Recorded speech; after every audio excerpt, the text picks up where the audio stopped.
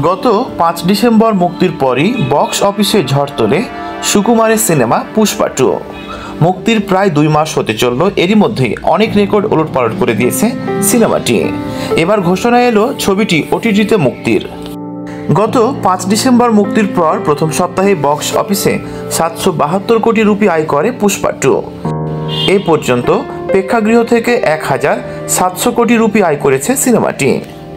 নতুন খবর, বহুল প্রতীক্ষিত এই সিনেমা আসছে ওটিটিতে। 30 জানুয়ারি থেকে পুষ্পা 2 দেখা যাবে নেটফ্লিক্সে। তবে শুরুতে ছবিটির হিন্দি সংস্করণ মুক্তি পাবে।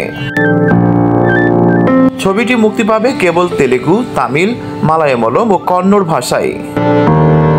প্রথম কিস্তির মতো দ্বিতীয়টি দর্শক সমালোচকেরা পছন্দ করেছেন। মূলত দুর্দান্ত অ্যাকশন, পারিবারিক আবেগ আর ভরপুর বিনোদনের জন্য ছবিটি পছন্দ করছেন দর্শকেরা। মুক্তির প্রায় 1.5 মাস পর প্রেক্ষাগৃহে আসে পুষ্পা 2 এর বর্ধিত সংস্করণ। এতে 20 মিনিটের বাড়তি ফুটেজ যোগ করা হয়। তবে ওটিটিতে কোন সংস্করণ মুক্তি পাবে জানা যায়নি। পুষ্পা এর প্রথম কিস্তিতে দেখানো হয়েছিল পুষ্পার উত্থান, এবার দেখানো হয়েছে তার দাপট। যথারীতি পুষ্পা চরিত্রে অভিনয় করেছেন আল্লু অর্জুন। এছাড়াও দেখা যাবে রাশমিকা মান্দানা, ফাহাদ ফাসিলকে। পুষ্পা 2 ছবিতেই এটি তৃতীয় কিস্তির আভাস দেওয়া হয়েছে।